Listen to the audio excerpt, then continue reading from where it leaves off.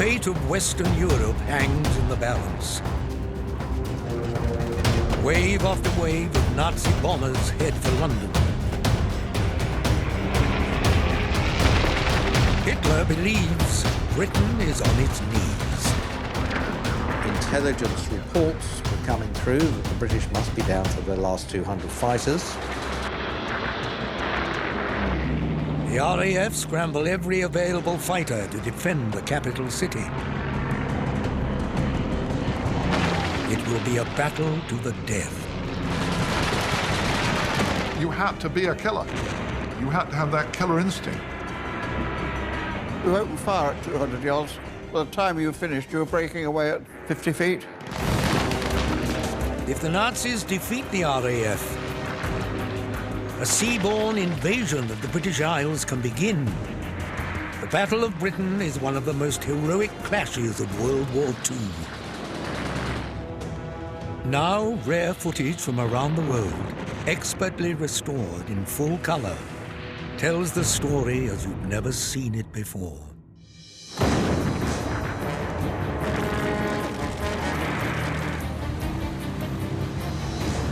"10th of May, 1940. Hitler shocks the world by launching blitzkrieg attacks against the Netherlands, Belgium, and France.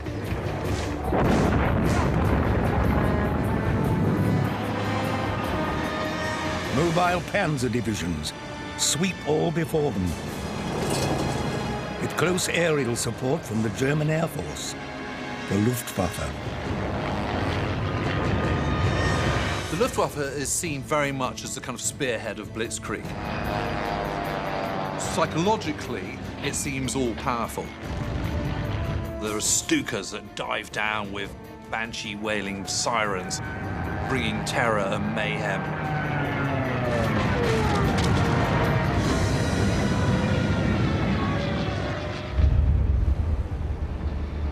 As the crisis unfolds, Winston Churchill is appointed British Prime Minister.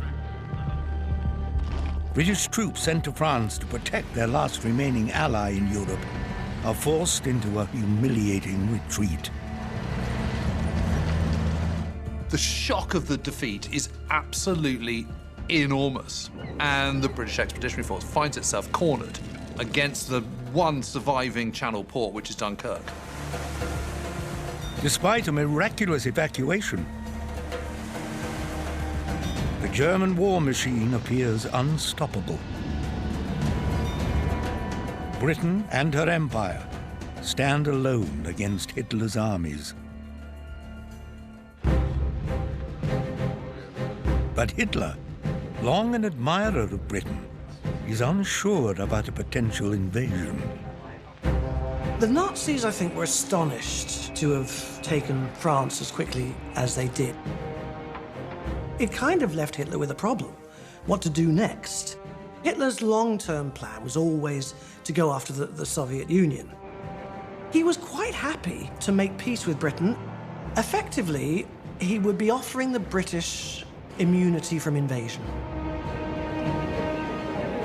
Some members of Churchill's war cabinet continue to push for a deal with Hitler.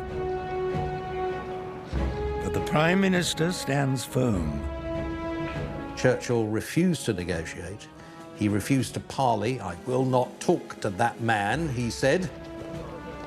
Churchill's attitude to Hitler is that once you open the door, even just a crack, it then blows wide open.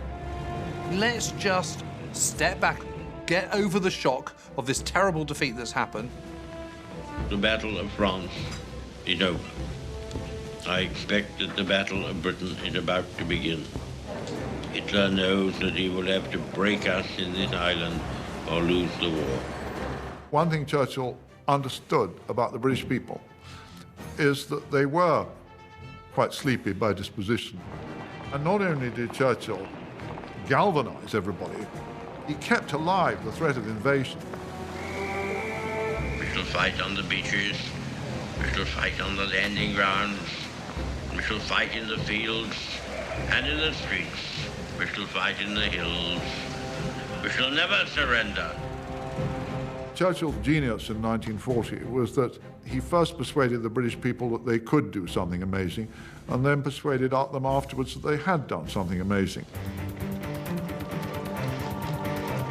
Churchill's priority is to stop an invasion. With France now under German control, his immediate concern is that the German Navy will soon have the large French fleet at their disposal. So he reluctantly instructs the Royal Navy to sink the main French fleet, anchored on the coast of Algeria. 1,300 French servicemen are killed. Churchill calls the attack on a former ally his most hateful decision.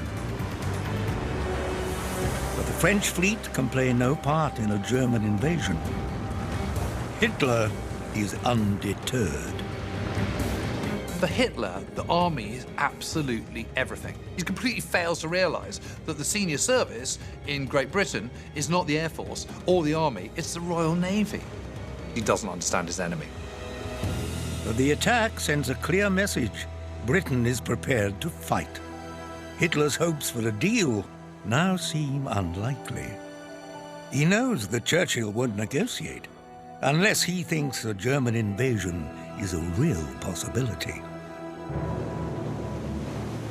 And while the Royal Navy controls the seas, Hitler's Air Force controls the skies. The all-conquering Luftwaffe can attack naval convoys in the Channel, crippling Britain's supply lines and drawing out the enemy Air Force, the RAF. The Luftwaffe was probably the most formidable air force in the world at the time. It outnumbered the RAF in terms of front-line strength by about 2 to 1. Airfields are hastily constructed in France to launch medium-range German bombers. They will be protected by fighter planes, including the formidable Messerschmitt 109. The Messerschmitt 109, the single-engine fighter plane, is without question the best in the world in the summer of 1940. It can climb faster than any other plane. When it gets into the battle area, it can pack a bigger punch. It's got 55 seconds worth of machine gun fire, and it's got cannons as well. Luftwaffe Commander-in-Chief Hermann Göring orders his forces to close the channel to British shipping. The flamboyant Göring is a former World War I fighter ace, and arguably the closest person to Hitler. He also has notorious taste for the finer things in life. Göring is the one Nazi who really enjoys the trappings of power. While he should have been really focusing on the job in hand, he's wandering around art galleries buying up art. Göring promises Hitler that in just 4 days, his air fleets will overcome British defenses in the south and destroy the entire RAF in 4 weeks. The Germans were enormously arrogant. They simply believed that if they threw an air force as strong as theirs, Britain was going to be destroyed by a single knockout blow. 10th of July, 1940. Fighting over the Channel reaches a new intensity when 60 German bombers attack a large convoy in the Channel. The Battle of Britain has begun. But as the British ships come into view, the pilots see something none of them were expecting. 5 squadrons of the RAF's Fighter Command are already there to meet them. It was as if the British had known they were coming. Leading the head-on charge is the one plane that the Luftwaffe pilots fear, the Supermarine Spitfire. The Spitfire was something which the Germans had only experienced as a combat adversary over Dunkirk, where it came as a bit of a shock because, for the first time, this was a fighter capable of meeting the Messerschmitt 109E on relatively equal terms. The Spitfire was a glamorous aircraft. It has a beauty and a charisma, and it caught everybody's imagination.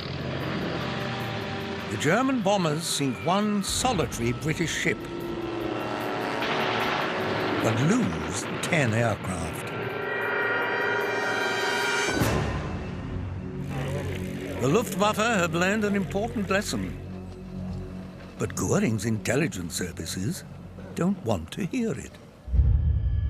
The person running the Air Force Intelligence Agency was a man called Beppo Schmidt. He ignored the defense system, which was crucial in enabling Britain to defend itself from the air. He started to encourage the belief that the Luftwaffe could win. Schmidt tells Göring that the Luftwaffe's fighters are superior to Britain's, and they can produce them quicker.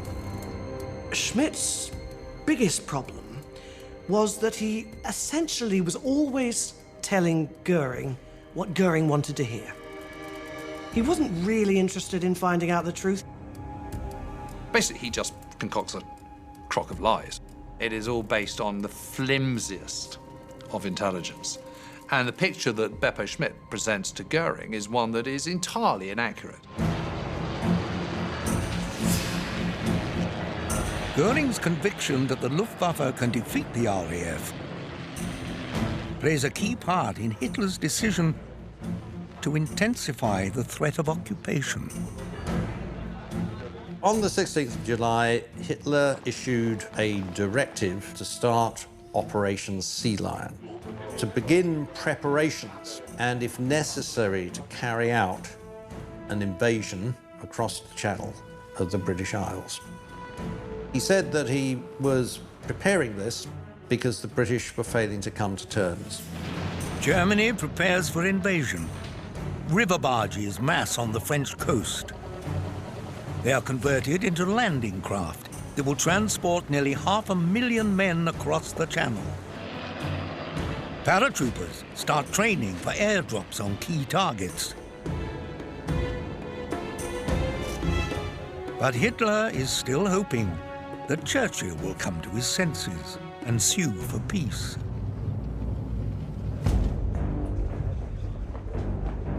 On the 19th of July, Hitler warns Britain to negotiate or meet the consequences. Hitler said, "Make peace with me, and everything will be fine between us. You've been very foolish, Britain, to come up against me.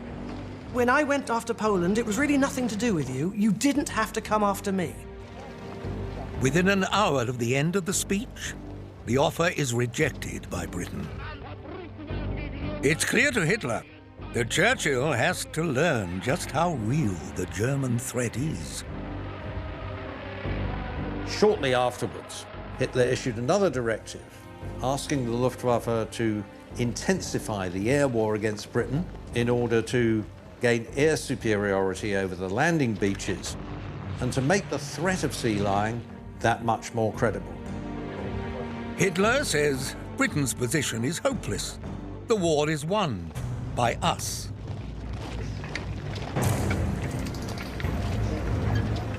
August 1940. Hitler tells Göring to lay the groundwork for the total destruction of Britain's fighter defenses. An operation they codename Eagle Day. The Luftwaffe is to bomb RAF airfields southeast of London. Over half of all RAF Fighter Command's planes are based there. On August the 13th, Eagle Day dawns. Within hours, surely RAF Fighter Command's ability to resist the Luftwaffe will be destroyed.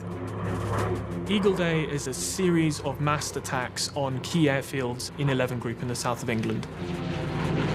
Multiple waves of bombers designed to knock out Fighter Command's ability to continue to generate sorties in the far southeast, to then slowly roll the RAF further and further inland so that the Luftwaffe could establish their superiority over the Channel. But reports come through of bad weather ahead. Göring decides to postpone the attack. on Eagle Day. Some people got the order to cancel and turn back. Some people got the order to cancel too late, and some people never got it at all. The final order to launch it in earnest only went out at about 2 o'clock in the afternoon. As the German bombers arrive at the British coast, the response from the RAF fighters is swift, deadly, and a total shock to the incoming Luftwaffe.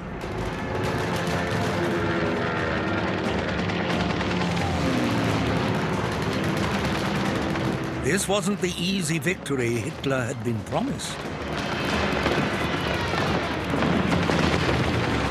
47 German planes are shot down and 86 pilots killed, missing, or captured. The losses on Eagle Day amounted to something that was rather chastening for the Luftwaffe. The dive bombers, which had appeared to be invincible in France, were in fact extremely vulnerable when subjected to the attentions of coherent fighter defence. Are you all right? Did you get any of the batter? Yes, I got a Messerschmitt 109 in the Dornier. The Germans had been dangerously overconfident. Each of the armed services had been told to prepare for the occupation separately. What's the Luftwaffe's plan? Well, the Luftwaffe said, we're just going to destroy the RAF. You know, there's no sense of coordination whatsoever.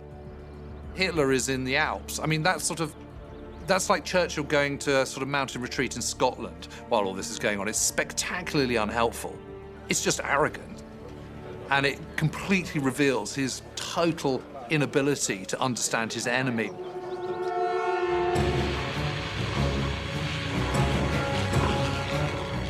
The Germans are also unaware that the British have developed sophisticated advanced warnings, known as the Dowding system. Stuffy Dowding is the Commander-in-Chief of Fighter Command.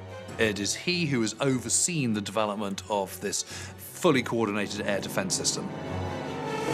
The world has just not seen anything like this before. At the heart of the defenses is Chain Home. 21 360-foot radar masts on the southern and eastern coasts that can detect aircraft up to 120 miles away. If German planes fly below their sights, 30 smaller masts, known as Chain Home Low, will spot them. The principles of radar were well understood by the Germans, who had radar of their own. What they did not understand was the way in which radar had been embodied in an air defense system.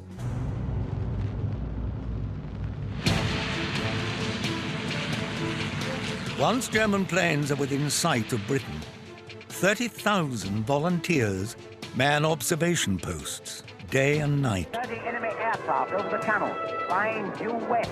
tracking and reporting enemy raids.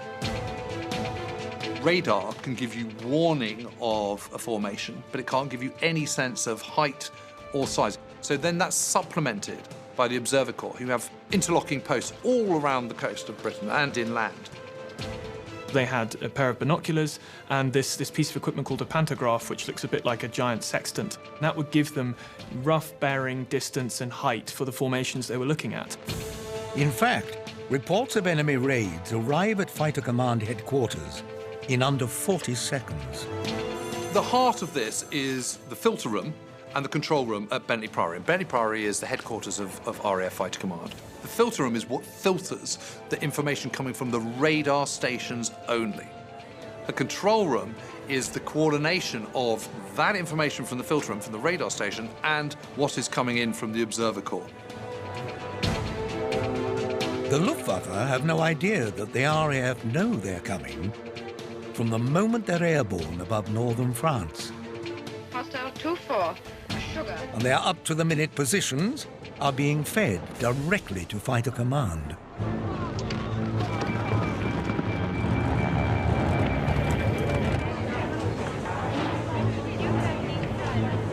The British response in the southeast is under the command of one man, Air Vice Marshal Keith Park. While the early German attacks had multiple leaders, Park alone commands the 30 squadrons scattered across the southeast. As Eagle Day progresses, some German bombers inevitably get through this defensive shield, and several RAF airfields in Park's 11 group are hit.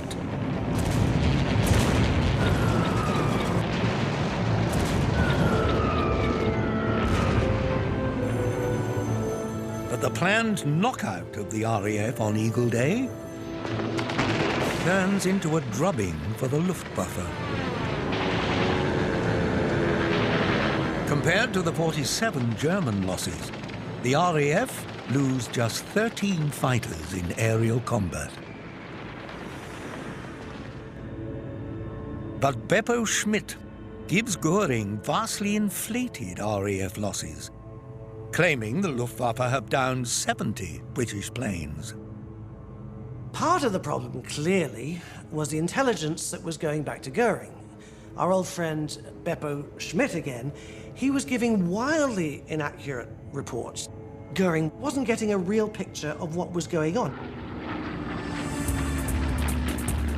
Schmidt also underestimates the speed with which the RAF can repair planes and runways. Engineers rush to get damaged aircraft back in the air. Bomb craters in runways are quickly filled in. Most RAF bases are fully operational again within 24 hours. And British fighter planes are being built faster than ever. Aircraft production has been revamped. It's now working round the clock. It has been streamlined.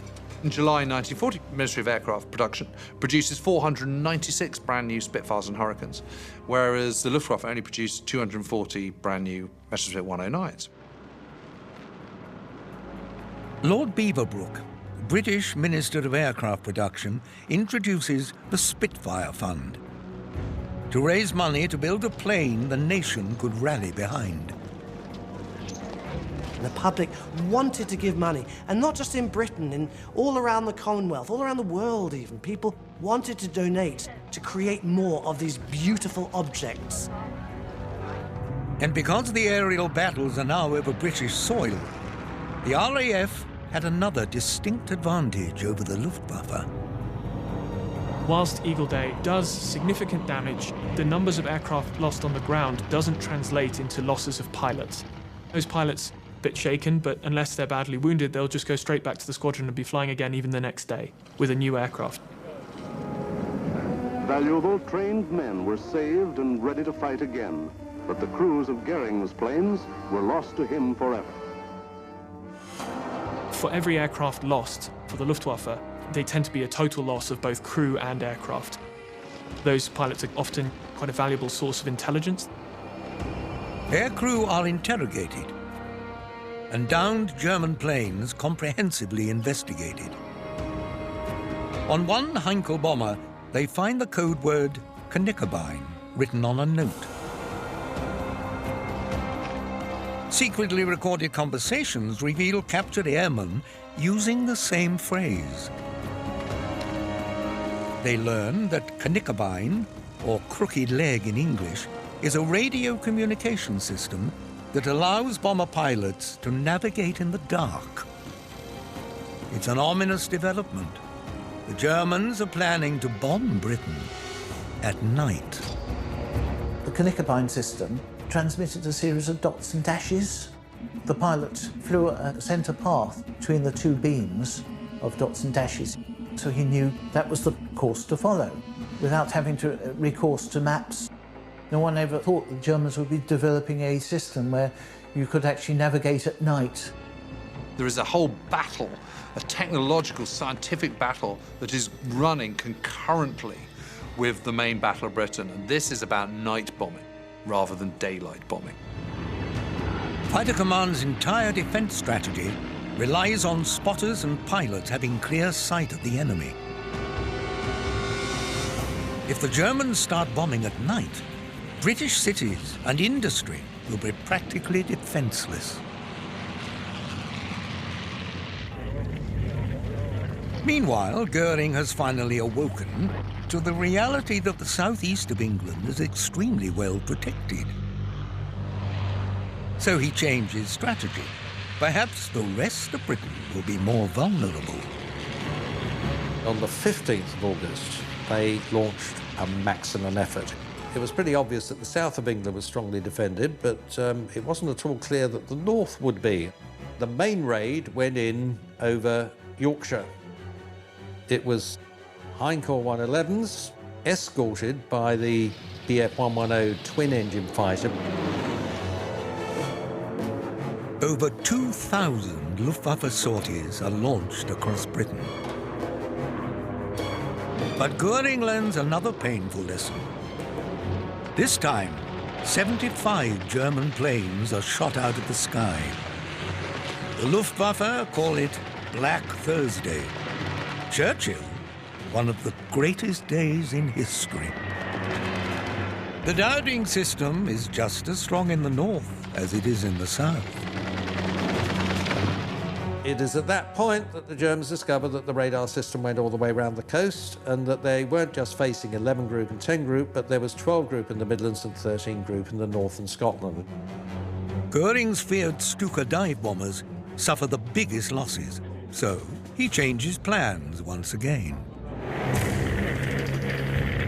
The reason Stukas are getting decimated is because Stukas only work when you have complete control of the airspace. So Goering starts tinkering with tactics, saying to his fighter planes, you know, you need to close escort the bombers. You need to do more escort work, which means there's more work for the fighters to do. And also it negates some of their strengths. This deprived them of their main advantage, which was speed and surprise. Instead of cruising around at 300 miles an hour plus, and therefore, almost by default, having the advantage over the RAF fighters at the start of any engagement, the 109s were now tied down at about 200 and 250 miles an hour next to the bombers at lower altitudes. This was a huge mistake on the part of Goering. The RAF loses 32 fighters on August the 15th. Planes and airfields can be easily repaired, but the mental strain is mounting on pilots on both sides. Life for the average RAF pilot during August is this sort of schizophrenic existence. When they're on duty, they'll fly anywhere up to 5 or 6 trips a day. They're incredibly intense. This kind of intense combat. And then within half an hour, they're back down, sitting around dispersal, completely exhausted.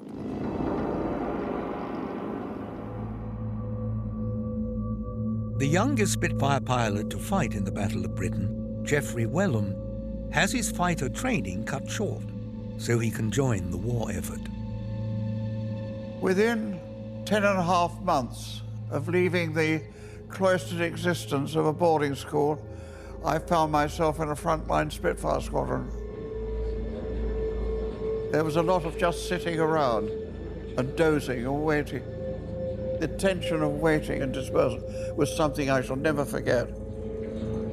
The moment the bell rang, you sort of tensed up. You clambered into your Spitfire. Once you're in a Spitfire and you could feel the engine vibrations beneath your seat, you know, it was up to you then. But once again, British airmen have the upper hand over Luftwaffe pilots. To be an airman in the Royal Air Force was a glamorous thing. To be a pilot was still more glamorous, and to be a fighter pilot was absolutely at the top of the glamour tree.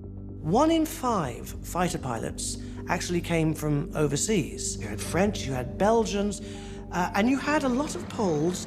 They would go drinking at night, they would come home, 2 hours sleep, and off they would go and fly. A British pilot would go down to the local pub and they'd be welcomed as heroes. Whereas the German pilots, they just have to keep at it all the time. In the evening, they're expected to discuss tactics, write up reports. If they do get a little bit of time off to go to a local bar, they've got a French barman kind of eyeing them up suspiciously. You know, no pat on the back. So from a morale point of view, it is much tougher for the Luftwaffe. On August the 16th, the Battle of Britain finally sees the Luftwaffe score some successes. Radar picks up massed Luftwaffe formations crossing the Channel, heading for the south coast. 84 Stuka dive bombers, protected by a staggering 214 Messerschmitt 109s and 43 Messerschmitt 110s, are heading for Southampton. 8 British squadrons intercept raids on Portsmouth and Lyon-Solent. But Goering's new tactics work. The RAF are overwhelmed by the fighter escorts, leaving the Stuka bombers to wreak havoc. Chain-home radar mast at Ventnor on the Isle of Wight is hit by 22 bombs. It will be out of action for over a month, a major Luftwaffe success. And the RAF airbase at Tangmere is badly hit. 10 servicemen are killed and hangars wrecked. US Airman Billy Fisk engages with the Luftwaffe, is hit, and his fuel tank catches fire. He survives, but later succumbs to his injuries. Fisk becomes the first official American casualty of World War II. There are signs that the Luftwaffe is learning how to bypass the RAF defenses. One of the successes that the Luftwaffe had was not by weight of bombs, but by stealth. Flying underneath the radar screen proved to be more destructive than some of these large ones going in at medium altitude. And losses continue to mount. On Sunday, the 18th of August, the date the RAF would later dub their hardest day, Winston Churchill rallies the nation.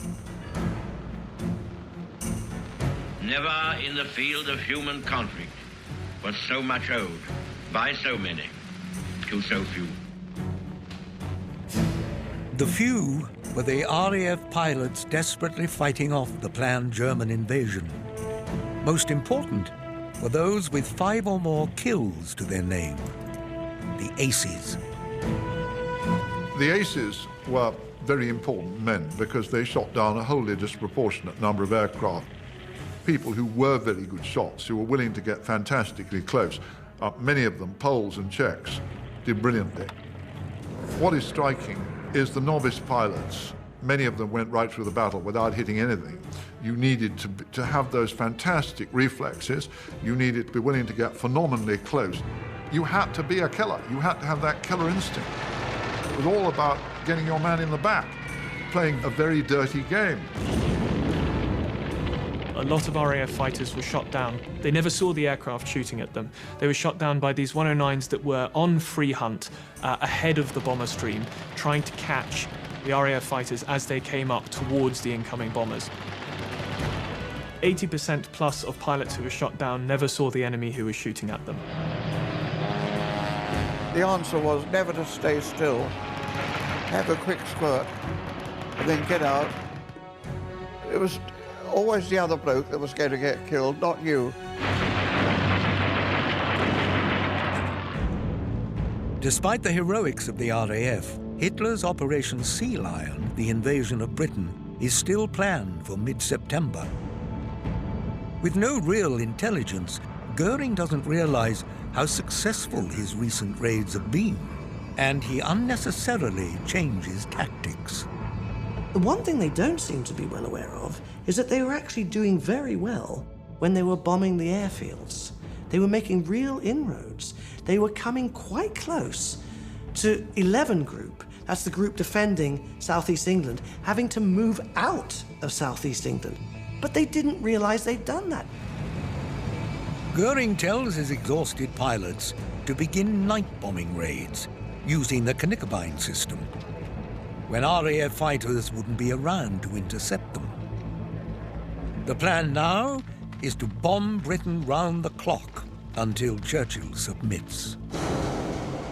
Hitler had forbidden any direct attacks on London. This, he said, was a political act, and he wanted the decision to attack London to be his alone.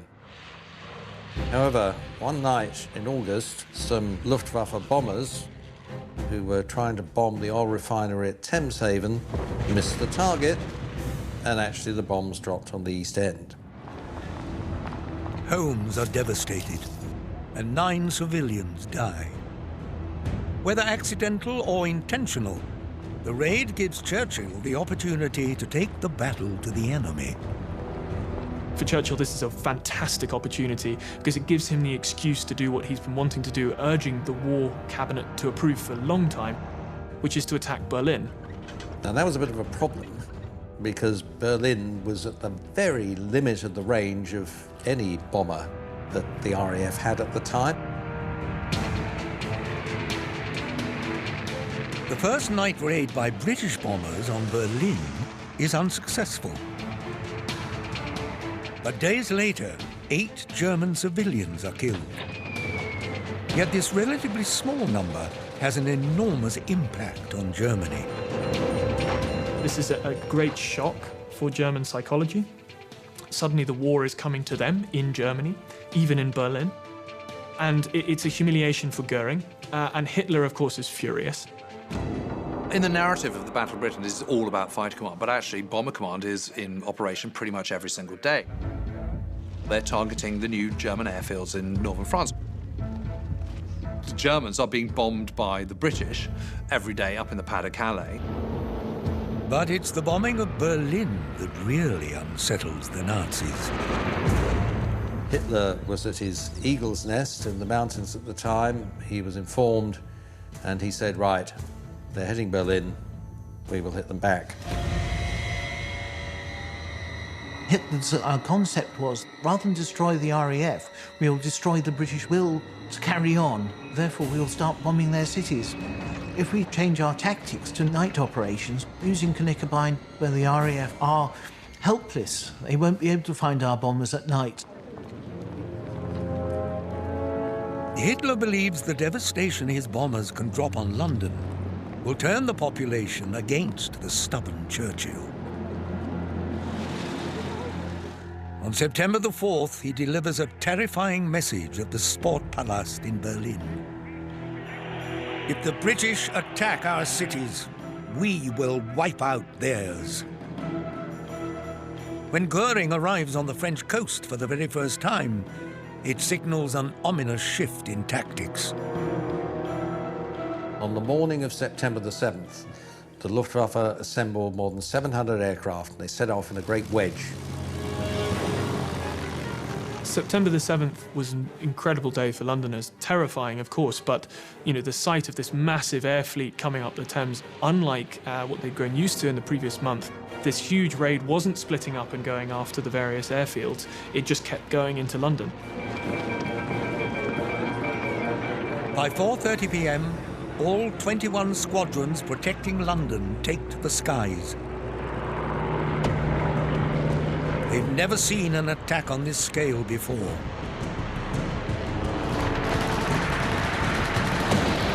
Dogfights ensue over the Thames estuary, with over 1,000 aircraft involved. Luftwaffe bombers then return at night, just as they will do for all but one of the next 57 nights. The Blitz has begun. London goes up in flames.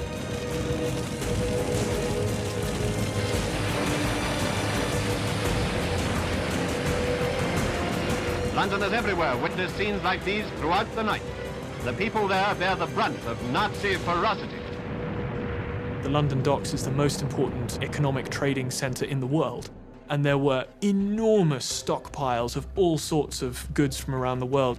Things in particular like timber, molasses, all very flammable. So, for example, the timber fire at Surrey Docks was one of the most intense fires ever recorded. Stripped the paint from firefighting boats on the other side of the Thames, melted paving stones.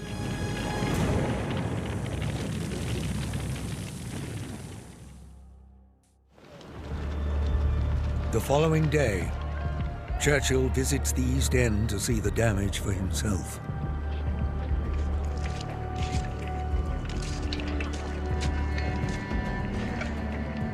Churchill memorably observed, London was like some giant prehistoric beast that while it could take terrible pain, it would take an awful lot of killing. The poor in the East End of London suffered terribly. They took the worst punishment in the Blitz.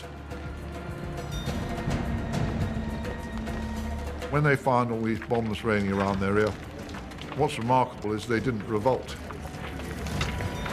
It was a ghastly time, and what those people suffered, especially those at the bottom end of society, was terrible. It'll take more than this to get me out of my home. Now go on, you've got to get to work. Evacuations of children to the countryside increase. Britain braces itself for a Nazi invasion. The bombing of London is very shocking for the people of London. But it's really good news for Fighter Command because they're given a break, they're given respite. And after a period of bombing London, 11 Group aren't in difficulty anymore. And if Hitler had hoped the British would turn on their leaders, he is disappointed. Public opinion swings firmly behind their steadfast Prime Minister. By mid-September, the Luftwaffe is no closer to gaining the aerial dominance they need for a successful invasion. If it doesn't happen soon, the occupation will have to be postponed until the spring.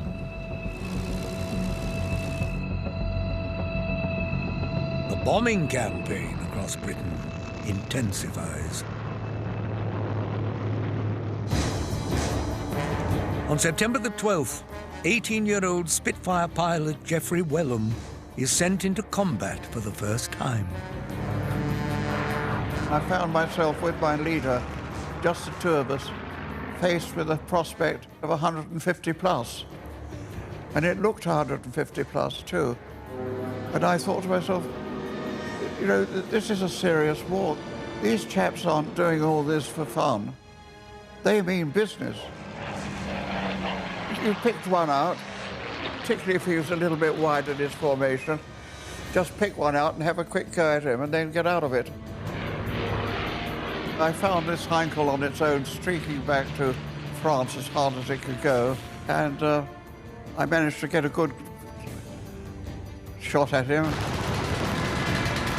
and he eventually crashed.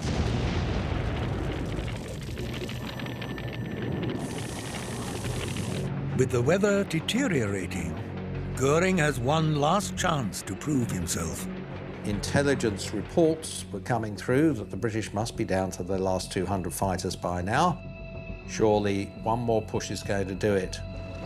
The Luftwaffe knows that the weather will very, very soon be too unpredictable to launch a seaborne invasion until the following year. When September the 15th dawned and the weather was clear, the Luftwaffe went for it.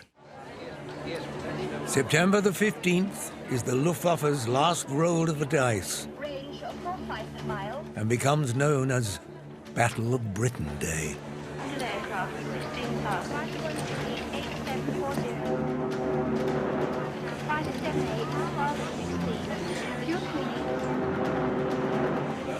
The first plots started coming into Uxbridge in 11 Group at about 11 o'clock in the morning. This first raid consisted of about 145 aircraft.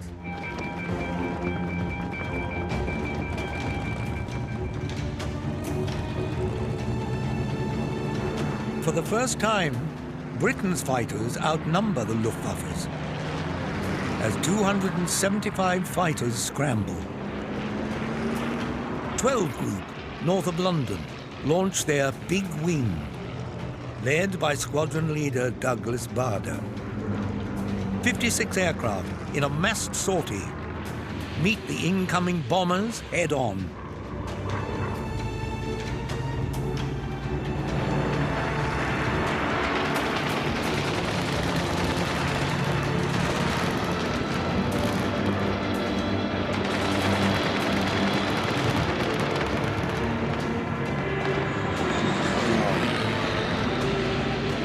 By 12 p.m., 6 German bombers have been downed.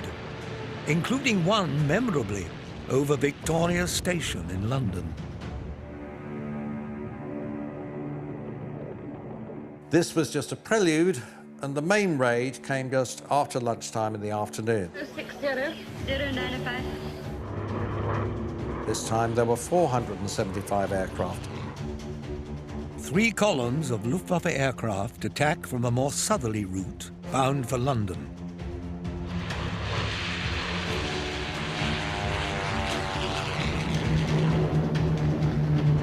Big Wing is scrambled again.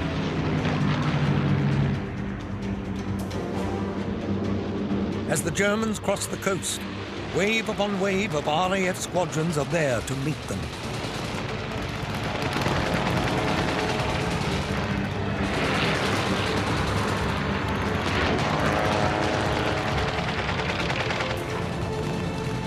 The more aircraft the Luftwaffe sent over, the more they lost. We felt that we were on top of them. We knew we were hurting them by shooting down quite a lot. The Germans lost an awful lot of aeroplanes. And in fact, the Luftwaffe never, ever fully recovered from the mauling it had in the Battle of Britain Day. In the final count, 56 German aircraft are downed, compared to 28 RAF losses, a ratio of exactly 2 to 1. They're intercepted by such a huge volume of aircraft, all of the RAF fighters piling in. It's just unavoidably clear to them, even to Goering, that this has failed. It brought their delusions to an end. They had realized that the opposition was not weakening at all. It was just as strong as it had ever been, if not stronger. It was the turning point for the Luftwaffe. The Luftwaffe believed that the British were defeated, and all of a sudden it proved that they weren't.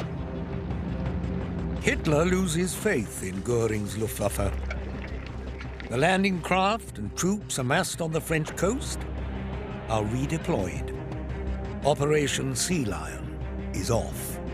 It's an overwhelming victory for the RAF. It's a massive defeat, catastrophic defeat for the Luftwaffe and for Nazi Germany. The reason Britain wins is because Britain is fighting the battle for which it is prepared and which it executes brilliantly. But actually, the component parts are much greater than the narrative would have us think. It's not just about the few. It is also about Bomber Command, Coastal Command. It's also about naval power as well. There are 3 names that you need to remember. The first is Winston Churchill. He is the man who decided to fight the battle. The second is Hugh Dowding. He is the person who created the weapon that enabled the battle to be won. And the third is Keith Park, commander of 11 Group. He's the man who wielded the weapon. After the defeat of France and the evacuation of Dunkirk, the Nazi surge through Europe had been checked. Hitler turns his sights towards the Soviet Union. Against all the odds, the RAF had been victorious. While Britain was perhaps in a much stronger position than we generally suppose, the traditional narrative of the few, those few very young men fighting, dying, risking their lives to defend their country, is really at the heart of the battle, and we should never forget that. If it hadn't been for that glorious legend that they had seen off the Luftwaffe, then it's hard to see how Churchill could have sustained the will of the British people through the very tough years that followed. We realized in October that the Germans had been denied their aim. I was shot up 3 times, and I got away with it. I feel thankful indeed that I survived. I feel very privileged to have been in a position to have defended this country in a Spitfire in the Battle of Britain.